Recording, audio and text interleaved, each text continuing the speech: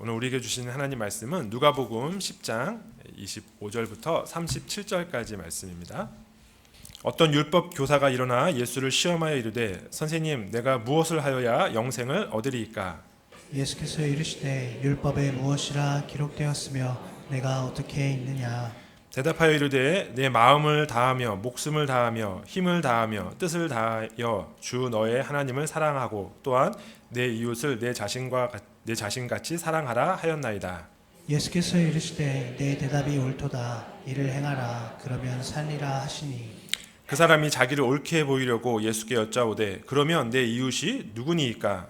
예수께서 대답하여 이르시되 어떤 사람이 예루살렘에서 여리고로 내려가다가 강도를 만나매 강도들이 그 옷을 벗기고 때려 거의 죽은 것을 버리고 갔더라. 마침 한 제사장이 그 길로 내려가다가 그를 보고 피하여 지나가고 또 이와 같이 한 레위인도 그곳에 이르러 그를 보고 피하여 지나가되 어떤 사마리아 사람은 여행하는 중 거기 이르러 그를 보고 불쌍히 여겨 가까이 가서 기름과 포도주를 그 상처에 붓고 싸매고 자기 짐승에 태워 주막으로 데리고 가서 돌보아 주니라. 그 이튿날 그가 주막 주인에게 데나리온 2를 내어주며 이르되 이 사람을 돌보아 주라. 비용이 더 들면 내가 돌아올 때에 갚으리라 하였으니 내 생각에는 이 세 사람 중에 누가 강도 만난 자의 이웃이 되겠느냐. 함께 읽겠습니다. 이르되 자비를 베푼 자니이다. 예수께서 이르시되 가서 너도 이와 같이 하라 하시니라. 아멘. 오늘 스나의 주일을 맞이해서 말씀 전해주실 목사님은 광주 외국인 쉼터 교회를 20년 넘게 섬기시고 계신 분이십니다. 이주 노동자들에게 복음을 전하시고 또 이방 땅에서 나그네와 같은 자들을 위로하시고 섬겨주시는 이승준 선교사님이십니다. 네, 이런 귀한 선교사님께서 저희 교회의 협력 선교사님으로 섬겨주시고 그래서 저희들도 함께 동역할 수 있다는 것이 커다란 축복이라고 믿습니다. 오늘 내 이웃을 내 자신같이 사랑하라 라는 제목으로 하나님의 말씀을 들으실 때 큰 은혜의 시간 되시기를 기대하고요. 우리 선교사님 나오실 때 환대의 박수로 맞아 주시기를 바랍니다.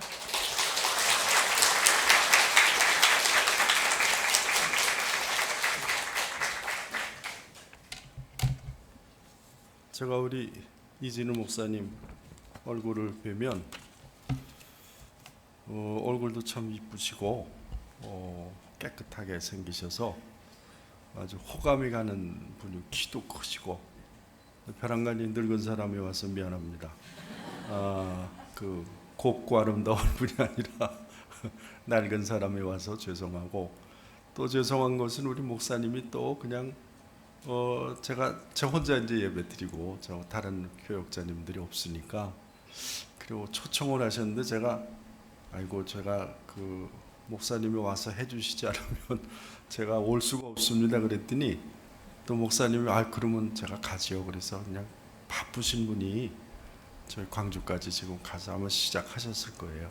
그 마음이 여러 가지로 고맙기도 하고 또 늘 제가 기도와 사랑을 받기 때문에 너무 감사하고 그래서 여러 가지 마음을 품고 왔습니다. 오늘 하나님께서 주의 영으로 여러분들을 감동하시고 여러분의 삶이 구체적으로 변하는 그런 예배가 되시기를 진심으로 축복합니다. 자, 예수님을 믿고 구원받은 사람들, 우리죠. 이 땅에 살아있는 동안에 우리가 해야 할 일이 가장 큰 게 무엇일까? 라고 생각하면 오늘 하나님의 말씀이 그것을 대답을 아주 선명하게 주고 계십니다. 예수님이 그 율법 교사에게 물어본 그대로 또 그분이 대답한 그대로 첫째는 내 지성과 감정과 의지와 전 인격을 다해서 평생 동안 목숨을 걸고 하나님을 사랑하는 것이 첫 번째입니다. 동시에 내 이웃을 내가 내 몸을 아끼듯이 우리가 우리 몸 참 아끼잖아요. 나 자신을 사랑하듯이 사랑해야 된다. 이게 사실 예수님이 우리에게 말씀하신 또 성경이 말씀하시는 가장 중요한 신자의 의무랄까요? 신자가 당연히 해야 할 일들이라고 보입니다. 사실 그런데 하나님을 사랑하는 것과 이웃을 사랑하는 것은 분리할 수가 없습니다. 나누어질 수 없이 같이 연결되어 있는 말씀입니다.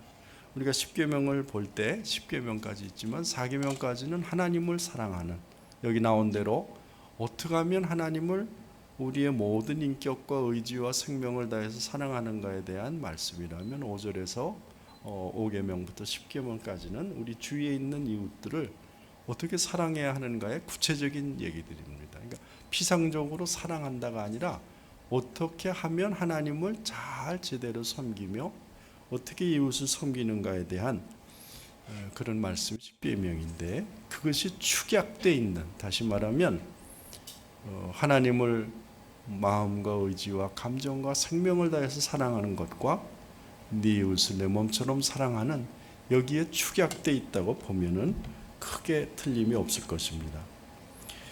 자, 근데 이제 오늘 예수님은 어떻게 하면 우리 이웃을 내 몸처럼 사랑할 수 있느냐에 대한 말씀을 가르쳐 주십니다. 여러분이 너무 잘 아시는 내용들이죠. 착한 사마리아인 뭐 그렇게 많이 얘기를 하는데, 어떤 사람이 강도를 만났어요. 누군지는 몰라요. 아마도 유대인이겠죠. 강도를 만나서 돈 다 뺏기고 훔친 뭐 죽을 만큼 맞고 그리고 옷까지 뺏겼다 그랬습니다. 죽은 채 거의 죽게 되어서 죽어가고 있는 상황을 예수님 말씀하시고, 근데 그 사람 옆을 세 종류의 사람이 지나갔다 이렇게 말씀합니다. 첫째는 제사장이죠. 아시는 대로 이제 당시의 제사장은 보통 일반 사람들을 대신해서 하나님께 제사를 드리는 사람이었습니다. 그리고 하나님을 만날 수 있는 성전에 들어갈 수 있는 뭐 유일한 사람들이죠. 그들 외에는 아무나 들어가면 안 되니까. 뭐 지금의 직분으로, 우리가 지금은 다 이제 왕 같은 제사장이지만 직분으로만 말한다면 아마도 교역자들이 되겠죠. 목사님이나 전도사님이나 주로 하나님의 일을 하는 사람들이라고 보는 게 옳습니다. 근데 이 제사장이 강도당에서 지금 죽어가고 있는 것을 봤어요. 그런데 피해서 지나갔다 그렇게 성경은 말씀합니다. 가서 이렇게 들여다본 것도 아니고 피해서 이렇게 도망갔다 그렇게 말합니다. 그 뭐 성직자가 아니라도 그건 참 너무 이기적인 행동이라고 말할 수 있겠죠. 두 번째는 레위인이 지나갔습니다. 이 레위인 여러분이 아시다시피 12지파를 나눌 때 특별히 하나님을 섬기는 일에 수종을 들기 위해서 이렇게 성별해 놓은 지파입니다. 그러니까 레위인은 어떻게 보면 제사장보다는 조금 뭐 이렇게 낮다고 말할까, 하여튼 뭐 그렇게 높은 자리는 아니지만 그래도 어쨌든 당시의 모든 그 사람들에게 종교적인 특권층에 속해서 이제 존경을 받고 모범적으로 뭐 당연히 살아야 되는 사람이었겠죠. 지금으로 말하면 이제 뭐 장로님이라든지 권사님이라든지 재직 정도 말하는데 큰 무리는 없을 것 같습니다. 근데 역시 이 사람도 죽어가는 사람을 보고 피해서 도망갔습니다. 이 피해서 그냥 지나간 것도 아니고 멀리 이렇게 돌아서 도망갔습니다. 근데 이제 세 번째가 이제 사마리아인인데, 이 사람은 강도당한, 그것도 여행 중이었어요. 뭐 지나가는 것도 아니고 시간이 바쁘겠죠. 근데 여행 중인데도 그 사람을 보고 불쌍히 여겨라고 그랬습니다. 마음이 아파서 그 사람에게 기름과 뭐 여러 가지로 치료를 해서 이제 싸매주고, 그리고 쉴 수 있는 주막으로 뭐 여관이겠죠. 그런 데를 데리고 와서 거기서 밤 동안 해준 것 같아요. 돌봐주고 그 다음날 자기 갈 길을 가면서 주인에게 2데나리온을 주면서 혹시 돈이 더 들면 내가 와서 갚을 테니까 여러분 이 아픈 사람을 최대로 도와주시오, 이렇게 하고 이제 지나가게 됩니다. 자, 이제 그런데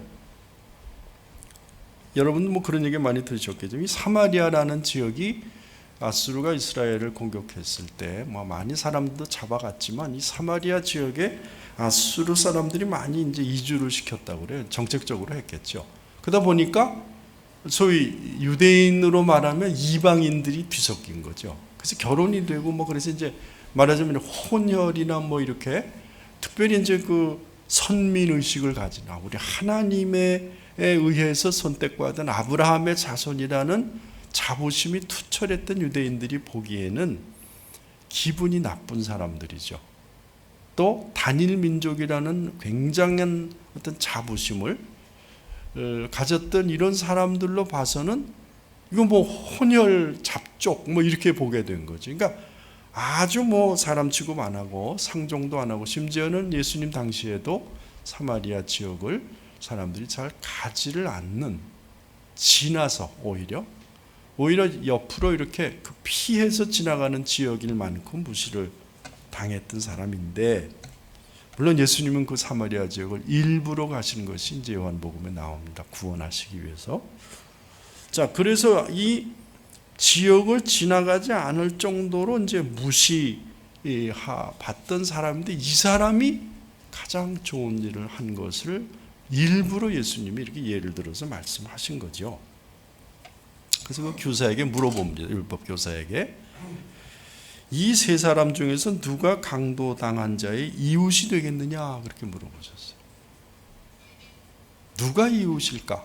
그랬더니 율법 교사가 자비를 베푼 사람입니다 그렇게 얘기를 해요. 조금 좀 이렇게 옆으로 지나가죠. 사마리아인이면 이렇게 말을 못해요. 자비를 베푼 사람입니다. 그럼 무슨 뜻일까요? 사실은 이 율법 교사는 사마리아 사람을 자기의 이웃이라고 생각한 적이 한 번도 없었어요. 무시하고 사람도 아닌 건데, 그런데 그 사람이 도와줬다고 내가 사마리아 사람이란 말을 내가 할 수 있나? 망설였던 거죠. 그래서 뭉뚱그려서 자비를 베푼 사람이죠.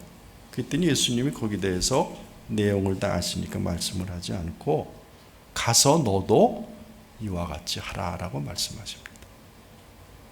너도 사마리아인처럼 해라.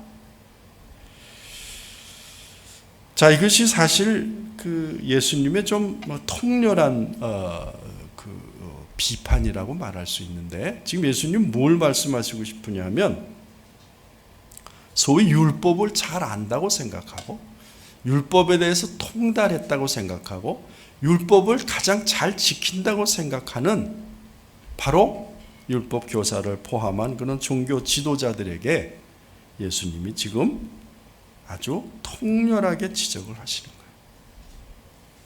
뭐하니 너네들은? 잘 아니 네가 율법을? 너 성경 공부 많이 했니? 너 제자 훈련 받았니? 그래서 그게 어쨌단 말이야. 여기 지금 죽는 사람 보고 피해가는데 그게 의미가 있니?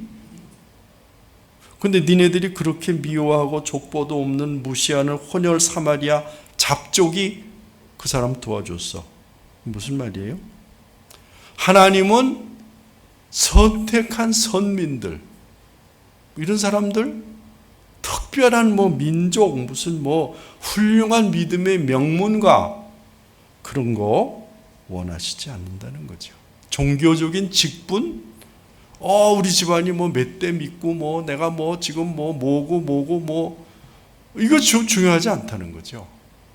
하나님이 원하시는 삶을 사는가가, 다시 말하면 종교적인 직분이 아니라 진심으로 어려운 사람들을 볼 때 불쌍히 여기고 정말 가슴 아파하고 희생을 감수하면서까지 그들을 도우려는 사람들, 성경의 말씀대로 내 이웃을 내 몸처럼 아끼라는 주님의 말씀을 겸손하게 순종하는 이런 사람들, 이 무명의 신자를 오히려 귀하게 보시고 마음에 두신다는 것을 강조하신 거예요. 자, 예수님이 이렇게 말씀하시는 거예요. 누가 보아도 도움을 받지 못하는 사람들, 그들이 바로 너의 이웃이다. 바로 말씀하신 거예요. 어디서도 도움을 받을 수 없는 사람, 성경 구약은 과부, 고아 이런 얘기를 많이 얘기합니다. 나그네들. 어디 뭐 연고가 없잖아요. 도움을 받을 수 없는 자들을 도와주라. 우리가 만일 그런 사람들을 돕는다면 우리가 바로 그들의 이웃이 된다라고 말씀하십니다. 피해서 지나갔다? 그건 이웃 아니라는 거죠. 자, 근데 우리가 이제 주목해야 될 단어가 있어요. 그것은 사마리아인이 강도 만난 자를 불쌍히 여겼다라는 말입니다. 불쌍히 여겼다. 묘하게 이 단어는 예수님의 사역에도 동일하게 나타나는데요. 누가복음 10장 33절 어떤 사마리아 사람은 여행하는 중 거기 이르러 그를 보고 불쌍히 여겨 그래서 동일한 단어가 예수님의 사역에 몇 번 나타나는 것을 봅니다. 마태복음 14장 14절 예수께서 나오사 큰 무리를 보시고 불쌍히 여기사 똑같은 단어입니다. 그 중에 있는 병자를 고쳐주시니라. 마가복음 8장 2절 내가 무리를 불쌍히 여기노라 그들이 나와 함께 있은지 이미 사흘이나 지났으나 먹을 것이 없도다. 여기 불쌍히 여기노라 똑같은 단어입니다. 누가복음 7장 13절 주께서 과부를 보시고 불쌍히 여기사 울지 말라 하시고 이 불쌍히 여기사라는 말의 뜻은 원래 뜻은 창자가 이렇게 막 아플 정도로 히브리서 헬라어 사자를 보면 그렇게 나와 있어요. 창자가 아프고 움직이고 하여튼 그런 동정과 안타까움이라는 건데 이건 우리식으로 한국말로 말하면 창자가 끊어지는 것 같은 아픔이다. 혹은 가슴이 찢어지는 것 같은 아픔이다. 그렇게 얘기하는 것이 옳습니다. 우리가 단장이라는 말을 우리 영어 죄송합니다. 한글 한자로 쓰잖아요. 창자가 끊어지다. 이게 중국의 고사에 그런 말이 나오는데 어떤 관리가 환원인가 무슨 관리가 어느 지역을 강을 타고 이제 내려가는 꽤 멀리 가는 그 여행을 하고 있었어요. 그런데 그 잠깐 이제 그 중간에 강가에 잠깐 서서 자기 하인들이 있고 한데 그 하인들이 그 새끼 원숭이를 붙잡았다고 그래요. 그러니까 이쁘기도 하고 이제 자기들 데리고 저거 하려고 애완으로 쓰려고. 그래서 그걸 붙잡아서 배로 데려왔어요. 그래서 배가 떠났는데 어미가 울면서 난리를 치고 이제 그 강가를 쫓아오기 시작하는 거예요. 그러니까 그 얼마 동안 내려가는 동안 어미 그 원숭이가 막 울면서 난리를 치면서 계속 쫓아온 거예요. 기록은 100리라고 그러는데 100리인지 아닌지는 잘 모르겠어요. 좀 과장인 것 같기도 하고 어쨌든 근데 배가 그 강가에 가까이 갔는데 엄마가 뛰어들어온 거예요. 엄마 그 원숭이가. 자기의 새끼를 붙잡든지 덤벼들든지 해야 되는데 튀어들어오자마자 죽어요. 피를 이렇게 흘리면서. 이 관원이 너무 놀라서 이거 어떻게 된 거냐? 왜 죽었느냐? 이거 자기 아이를 봤으면 살아나야 되지 않냐? 그 배를 한번 갈라봐라 그래요. 보니까 장이 다 잘라져 있었더라는 거예요. 그래서 그게 단장이라는 말로 우리가 이제 그 얘기가 되는데 단장의 메아리 고개 그런 거 왜 그렇습니까? 아빠가 우리 남편이 철사줄에 매어서 고개에 이북으로 끌려가는 거예요. 그걸 볼 때 가슴이 찢어지고 장이 끊어지는 것 같다. 그래서 단장이라는 말을 우리가 그때 쓰고는 했습니다. 그런 마음이 예수님께 있었고 동시에 사마리아인에게도 그 똑같은 아픈 마음이 있었다는 거죠.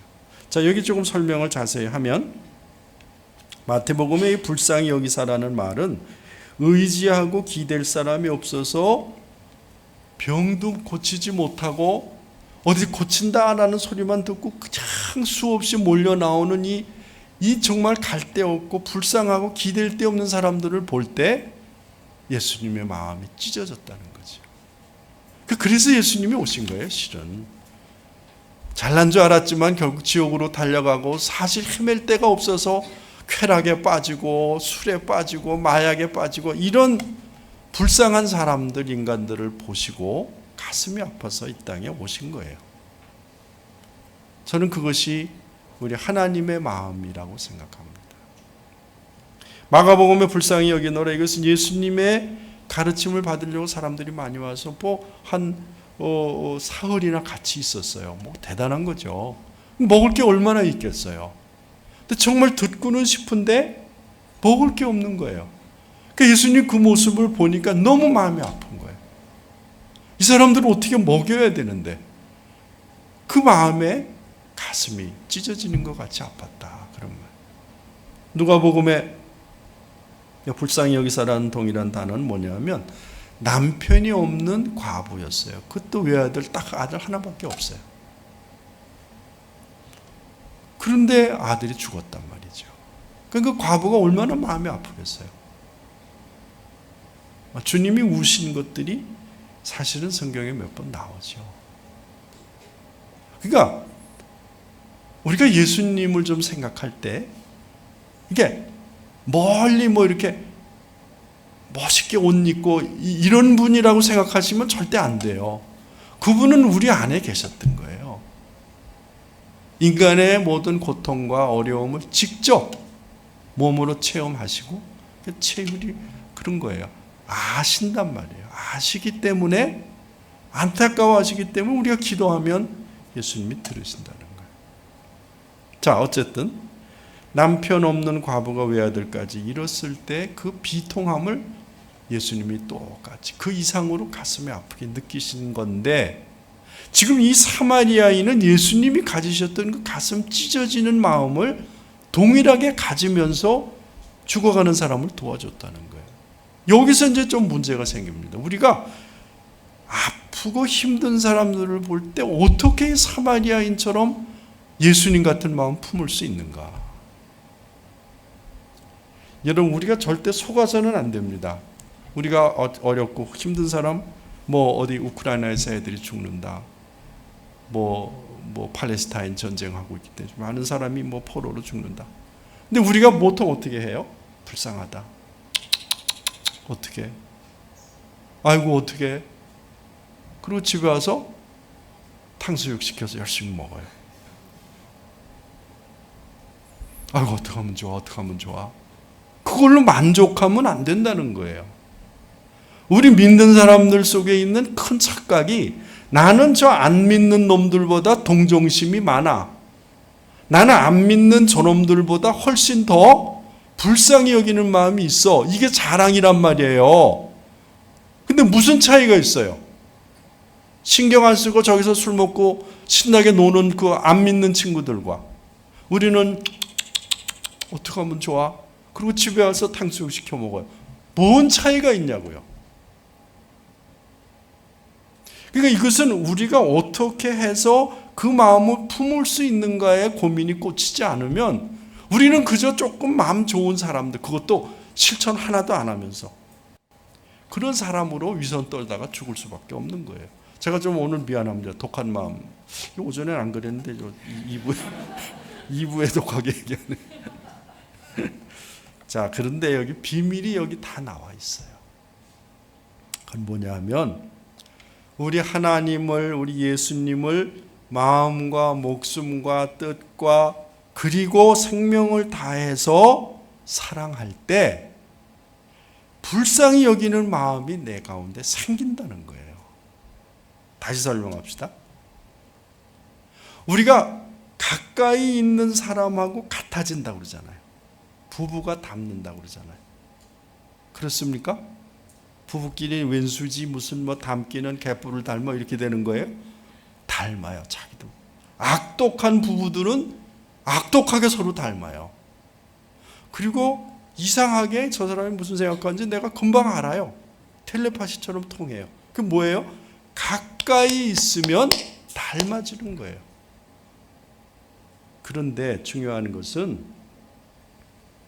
우리가 예수님의 사랑을 깨달은 다음에 정말 예수님과 가까이 있고 그분을 사랑을 날마다 고백하고 순간마다 그분을 만나기를 사모하고, 그리고 그분이 계시지 않으면 내 삶은 별로 의미가 없다라는 정도까지 주님을 붙잡고 사랑하게 되면 예수님의 불쌍히 여기는 마음을 나도 모르게 배우게 되고, 뿐만 아니라 그렇게 주님과 동행하는 사이에 주님이 나 같은 죄인을 통해서도 나타나신다는 거예요. 내 더러운 본성과 내 더러운 이기심을 깨트리는 성령의 충만하게 하심이 우리를 변화시키신다는 거예요. 근데 우리가 자꾸 성령 충만 뭐 이런 얘기도 많이 하는데, 주님을 마음을 다해서 인격을 다해서 생명을 다해서 사랑하는 것을 날마다 순간마다 훈련하지 않으면 우리는 그냥 주일 한번 나오고, 뭐 열심히 있는 분은 수요일 한번 나오고, 뭐 새벽기도 좀, 여러분 그거 가지고 되는 게 아니에요. 주님을 만나고 사모하고 생명을 걸라는 것은 매 순간 그분과 만나지 않으면 안 된다는 생각으로 밥할 때도 예수님, 하다못해 못 하나 박을 때도 예수님, 그걸 원해서가 아니라 내 영혼 속에 주님이 늘 가까이 오시고 나를 사로잡아 주시기를 사모하는 마음이 있으면 있을수록 우리는 예수님 비슷한 모습으로 변해간다는 것입니다. 안 믿으십니까? 믿으세요? 사도 요한은 아주 성격이 급한 사람이고 아주 험한 말을 잘했던 사람이에요. 누가복음 9장에 보면 이런 말씀이 나와요. 사자들을 앞서 보내시며 저희가 가서 예수를 위하여 예비하려고 사마리아인의 한 촌에 들어갔더니 예수께서 예루살렘을 향하여 가시는 고로 저희가 받아들이지 아니하는지라.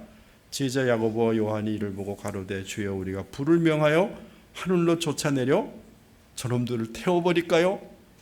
이렇게 얘기를 했어요. 예수님 돌아보시면서 막 꾸짖으셨어요. 무슨 말이에요?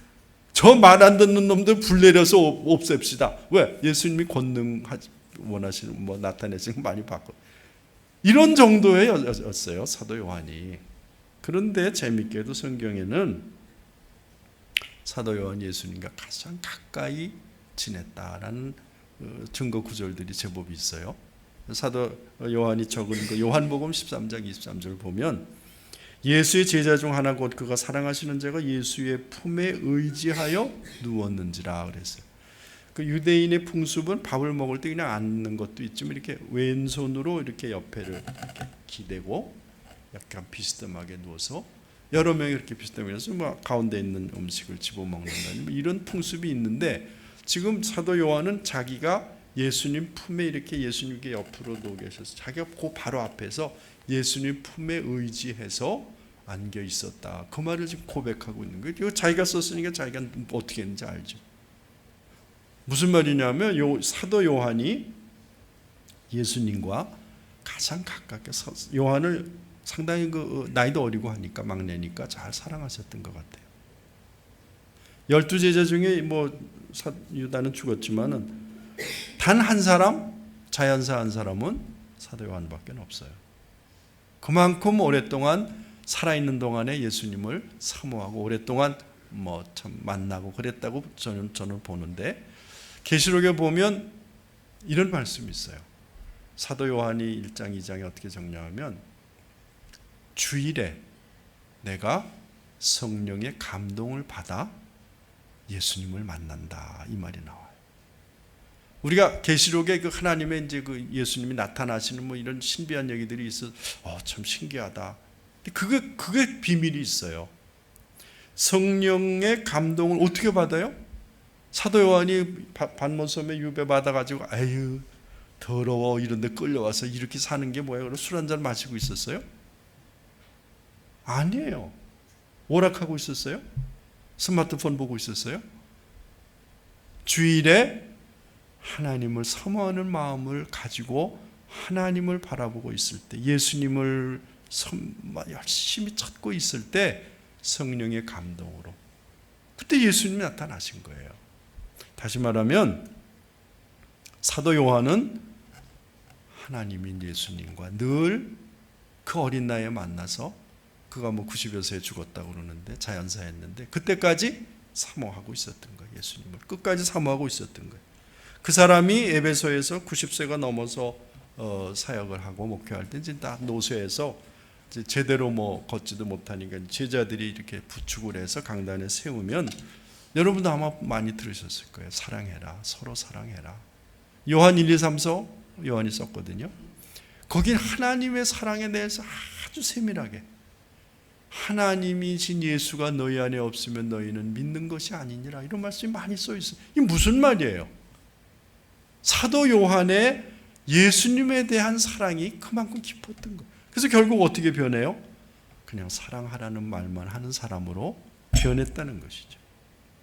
다시 말씀드립니다.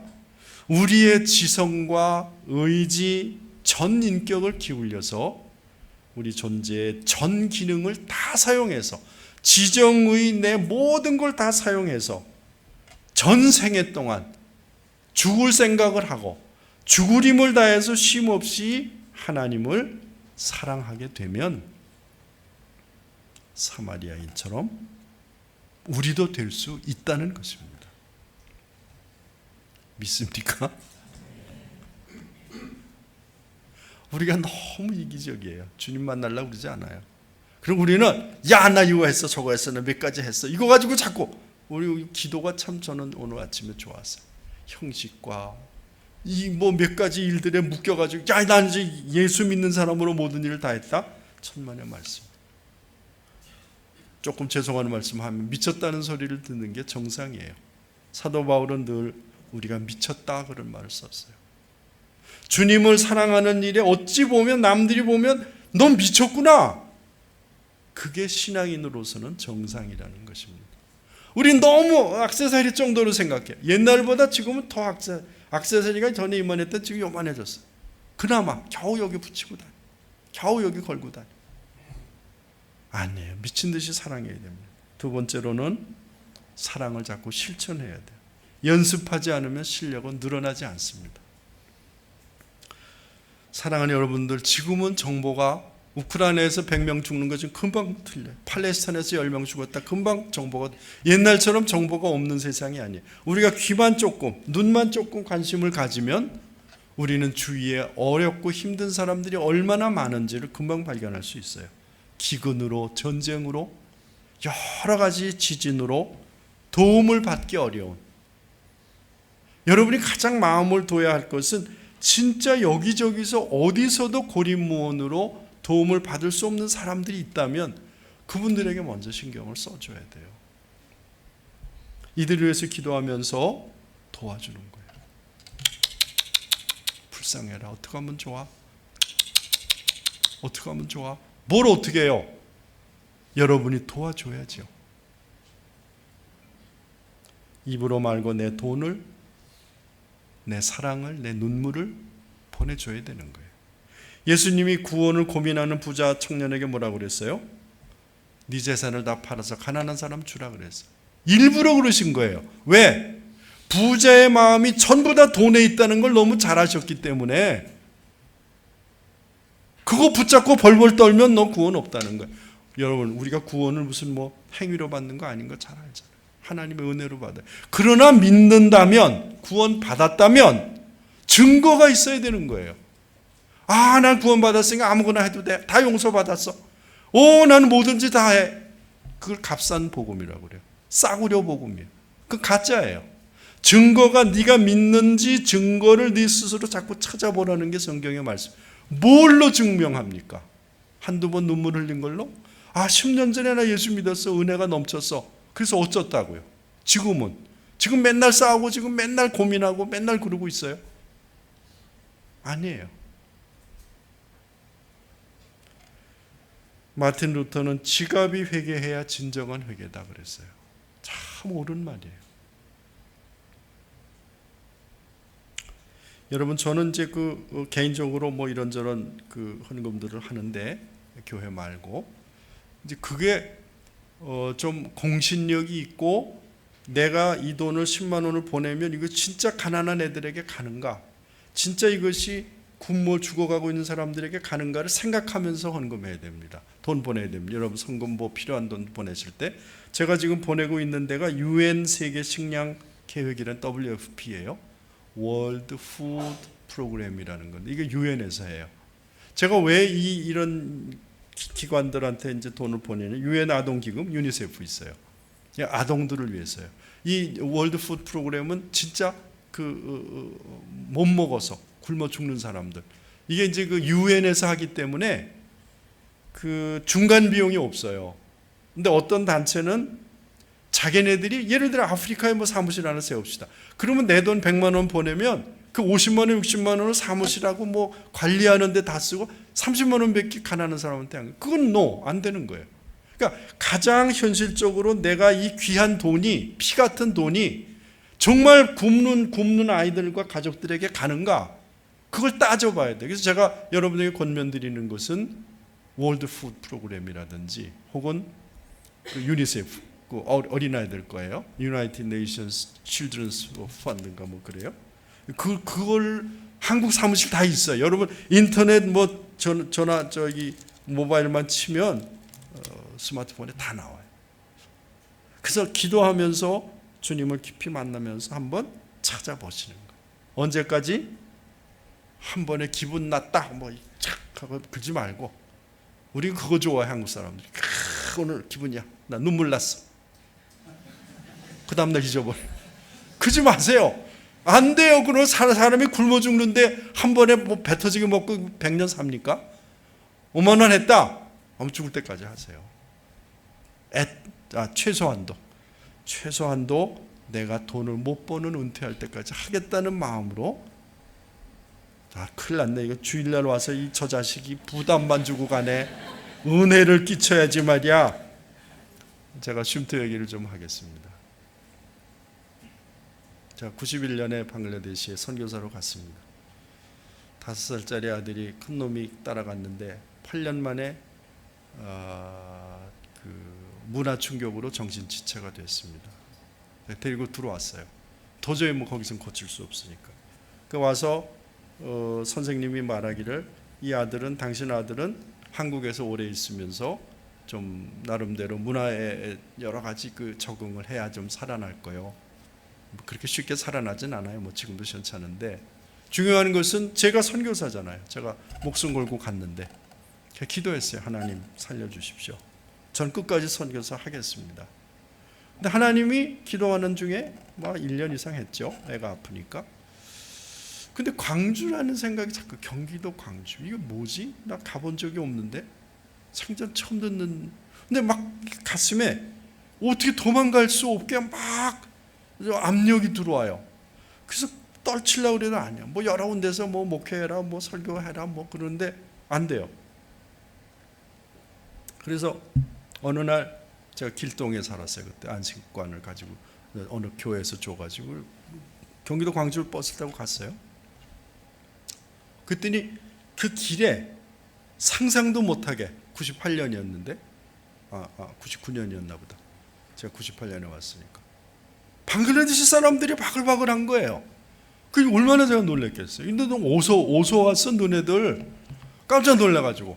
그랬더니 저희가 다 일하러 왔어요. 근데 91년부터 사실은 외국인 근로자가 들어오기 시작했어요, 한국에. 그러니까 8, 9년 지났으니까 방글라데시 사람이 마침 광주 그때 굉장히 많았어요. 그래서 아니 나는 이제 놀래가지고 그 나라 말을 제가 하니까, 얘기를 하니까 이 사람들이 저를 붙잡는 거예요. 선생님, 목사란 말 안 하죠. 모슬렘권 선교사는 목사란 말 안 합니다. 붙잡는 거예요. 선생님, 우리를 살려주세요. 뭘 내가 어떻게 살려주냐고. 제가 아프면 주일날 이외에는 별로 나가기가 어렵습니다, 저희가.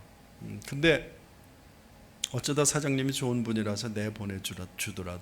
근데 공장이라는 게 막 이렇게 뭐 라인이 돌아가잖아요. 그러니까 미안하죠, 본인들이 얘기하기도.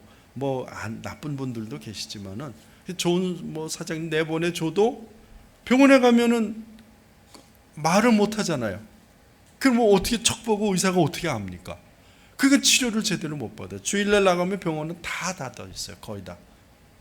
그래서 우리 동료 하나가 참 비참한 얘기를 들었어요. 맹장이 걸려서 그걸 모르고, 급성인 걸 모르고 그냥 진통제만 막 먹다가 이틀 사흘이 지나서 터졌어요. 복막염이 됐는데 결국은 병원에 가서 죽었어요.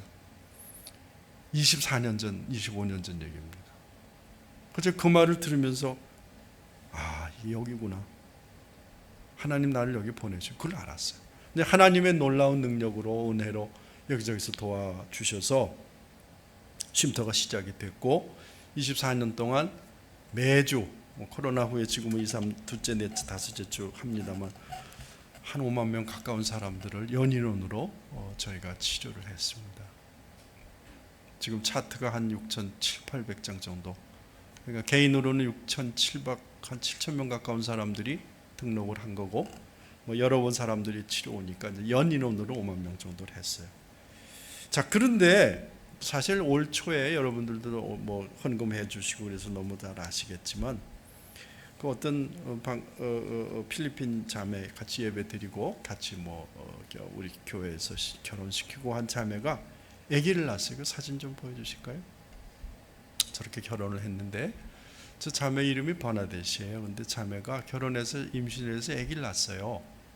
그런데 저는 그 병원에 가 있으니까 당연히 잘 되리라 했는데, 그만 아기가 출산하면서 피가 멈추질 않는 거예요. 그래서 이 큰 백으로 이게 수혈팩으로 5개, 6개를 해서 정말 기적으로 겨우 멈춰서 살았어요. 근데 문제는 그렇게 되고 난 다음에 계속해서 몸이 붓기 시작하는 거예요. 소변이 안 나오는 거예요. 그래서 이제 이뇨제를 막 놓고 그래도 안 되는 거예요. 몸이 막 이렇게 붓는 거예요. 그러니까 선생님이 개인 병원이었는데 그분이 겁이 나니까 그 친구를 데리고 주일날, 금요일날 얘기했는데 토요일날까지 보고 주일날 아침에 가도 소용이 없으니까 이 자매를 데리고 서울대병원을까지 몇 시간을 돌아서 동네 병원, 광주에도 큰 병원이 있는데 거기서 안 받아주고 서울대병원까지 가서 중환자실에다가 입원을 시켰어요. 근데 제가 중간에 다 통역하고 이러니까 선생님은 책임자가 누구요? 아, 이승준 목사입니다. 그러고 가셨어요. 이제 그 다음부터 모든 책임은 제가 지는 거죠. 그래서 전화가 이제 중환자실에서 목사님이십니까? 이 자매가 이렇습니다. 의사 선생님도 목사님이십니까? 그다음에 원무과 제일 무서운데 원무과에서 전화 와서 목사님 1,000만 원 됐습니다. 이렇게 되는 거예요. 아니 어떡하냐고요, 도대체. 내가 무슨 참 전생에 죄가 많아서 뒤집어 썼어요. 용서하세요. 전생은 없습니다. 농담이에요. 저 목사놈이 와가지고 전생이라고 그러더니 저는 목 잘립니다. 아이고 미안해요. 그래서 하나님 이제 울기 시작했죠. 새벽에 일어나면 통곡만 나와요. 야, 이게 죽으면 어떻게 이거? 아니 그리고 이게 한번 데미지가 가면 신자가 낫질 않아요. 이건 모든 의사가 다 그러는 거예요. 아니 하나님이 어떡합니까? 울기 시작했어요. 근데 놀랍게도 원무과에서 전화가 왔어요. 목사님, 어느 단체가 우리 서울대하고 병원이 돼 있는데 연결이 돼 있는데 거기서 올 초에 아마 새로 들어온 것 같아요. 하나님 다 준비를 하셨어요. 외국인 근로자 중에 경기도에 살고 비자가 없고 그리고 이렇게 특별한 사건이 벌어졌는데 우리 단체에서 오케이를 하면 그분에게 몇백만 원 정도는 도와주는데 가장 중요한 건 의료 수가를 일반인 의료보험 수가로 내려줍니다. 그렇게 얘기를 하는 거예요. 아무도 안 놀라시네. 이게 굉장한 사건인데. 왜냐하면 우리가 지금 다 의료보험이 있으니까 싸잖아요. 일반으로 되면 거의 너댓 배가 올라가요. 이 외국인들 가면 10만 원씩 잘못하면 진료하는데 그렇게 내요. 우리가 얼마 안 내잖아요. 근데 외국인 수가는 종합병원은 거기 1.5배가 더 붙어요. 그러니까 끝이 없이 불어나요. 그 원무과에서 그분 내 목소리도 기억이 나죠. 이렇게 가는 목사님 7천만 원, 8천만 원도 됩니다. 빨리 결정하셔야 돼요. 뭘 내가 어떻게 결정을 해요? 근데 그 원무과에서 그 원무과가 아니라 그거는 사회복지과예요. 어느 자매가 전화해서 그 복음을 저한테 들려줬어요. 그래서 그걸 알아서 전부 인터뷰하고 환자 인터뷰 시키고 감사하게도 거기서 몇백만 원의 도움을 받았어요. 전체적으로 우리가 낸 돈은 1,500만 원이 넘는데 어쨌든 도움을 받고 19일 만에 3일 동안 중환자실에 있고 8번 신장 투석하고 퇴원을 했어요. 근데 이렇게 보소 다 낫지는 않았어요. 근데 전 너무 감사한 게 그게 나올 수라도 있었으니까 그 이상 했으면 저도 어떻게 방법이 없었겠죠. 아이는 아빠가 데리고 와서 공장 못 나가고 애를 데리고 2시간마다 깨니까 나중에 와서 만나보니까 도깨비가 돼 있어요. 아빠가. 그거 젖을 2시간마다 매이니까 사람이 할 일이 아니잖아요. 아무도 도와준 사람 없고. 제가 그 자매를 데리고 가니까, 퇴원시켜서 가니까 아빠가 눈을 못 떠요. 너무 힘들어서. 그리고 놓고 왔습니다. 감사하게도 우리 교회에서도 153 교회에서도 헌금해 주셨고 여러 군데서 도와주셔서 치료비 냈는데, 중요한 것은 이게 한번 데미지가 가면 안 되는 신장이 5월 달이 되니까 제가 동네 내과에서 진료를 받았는데 100% 아무 문제가 없다는 거예요. 자, 참 너무 감사하다. 하나님이 하셨구나. 제가 깨달은 게 있어요. 그것은 내가 뭐 사마리아인이다 이거 다 중요하지 않고, 뭐 내가 뭐 5kg 빠졌다 그거 중요하지 않고, 진짜 중요한 거는 하나님께서 그 버나데시라는 자매를 그렇게도 사랑하신다는 거예요. 우리는 그냥 도구고 종들이에요. 목사는 종놈이에요. 아무것도 아니에요. 그냥 도와주라고 하나님이 모가지를 잡아서 거기다 던져놓은 거예요. 사랑하는 여러분들, 하나님은 우리를 사용하셔서 그분이 사랑하는 한국뿐만 아니라 세계 각국의 주님이 정말 가슴 아파하고 장이 끊어지게 아파하고 사랑하는 그 사람들을 도우라고 하시는 거예요. 제 말씀 이해가 되십니까? 그래서 우리가 예수쟁이가 된 거예요. 나만 잘 먹고 잘 산다고가 아니라, 이제 결론을 내립시다.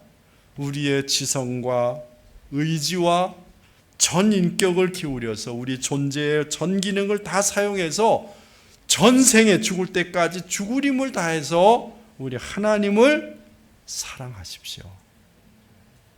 그러다 보면 우리는 하나님을 사랑하게 될 뿐만 아니라 주님의 은혜를 받아요. 잠언에 이런 말씀이 있어요. 8장 17절, 나를 사랑하는 자들이 나의 사랑을 입으며 나를 간절히 찾는 자가 나를 만날 것이니라. 그렇게 하나님 은혜 주셔요. 우리가 하나님 앞에 쓰임받고 하나님이 그 가운데 우리에게 또 은혜를 주시고 마지막 날에 주님 앞에 가서 우리는 큰 상급을 받게 될 것입니다. 사랑하는 여러분들, 예수님이 지금 우리에게 말씀하고 계셔요. 너희도 가서 사마리아 그 형제처럼 똑같이 행하라.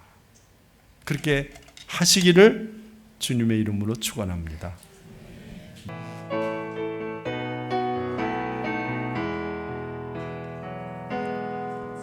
정한 예배가 숨쉬는 교회, 주님이 주인 되시는 교회, 믿음의 기도가 쌓이는 교회, 최고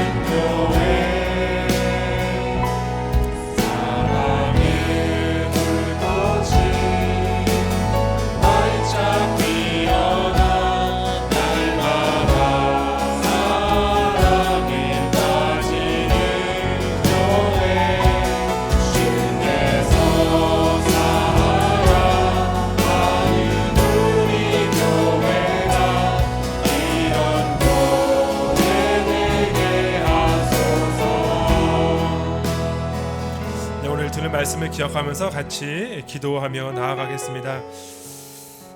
네, 우리가 이 어려운 상황에 처한 사람들을 보면서 안타까운 마음, 그 마음만으로 만족하는 경우가 있지는 않았는지 돌아보면 좋겠습니다. 우리의 마음에서 그치지 않고 삶으로, 행동으로 나아가기를 소원합니다. 우리의 그 마음을 가지고 오늘 우리가 작정한 우리의 이웃들을 위해서 좀 기도했으면 좋겠습니다. 이웃을 위해서 손을 내밀 수 있도록, 실천할 수 있도록 하나님 힘 주시고 용기 주시고 하나님의 마음 허락해 주십시오. 이렇게 기도하겠습니다. 그리고 오늘 말씀 전하시는 성사님께서 섬기시는 또 광주의 외국인 쉼터를 위해서도 또 기도하고 우리가 후원하는 또 섬기는 여러 단체들 하나님께서 우리에게 주시는 마음대로 함께 그들을 위해서 기도하고 또 우리가 섬길 수 있게 달라고 함께 기도하겠습니다. 함께 기도하겠습니다. 하나님 아버지, 오늘 하나님 아버지, 멸망으로 달려가는 불쌍한 저희들을 안타까이 보시고 하늘 보좌를 버리시고 피조물되어 이 땅에 오신 예수님의 말할 수 없는 사랑을 감사드립니다.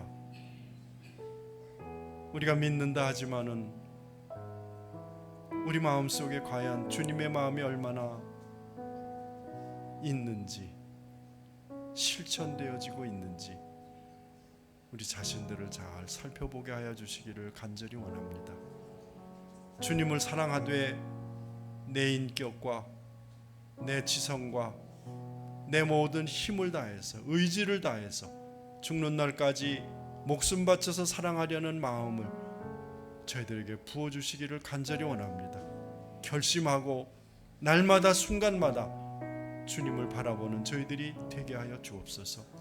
그리하여 주께서 원하시는 이웃을 내 몸처럼 사랑하는 일들이 자연스럽게 이루어져서 세상이 변하고 주님 앞에 가는 그날에는 아름다운 상급을 많이 받을 수 있는 저희 모두가 되게 하여 주시기를 간절히 원합니다.